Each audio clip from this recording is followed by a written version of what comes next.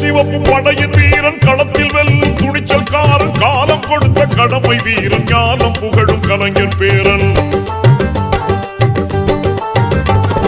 கருப்பு சிவப்பு படையின் வீரன் களத்தில் வெல்லும் துணிச்சல்காரன் காலம் கொடுத்த கடமை வீரன் ஞானம் புகழும் கலைஞர் பேரன் திருக்குவளையின் வழியில் வந்த தமிழ் குருதி இளம் திராவிடருக்கு தலைமை தாங்கும் உதயநிதி திருக்குவளையின்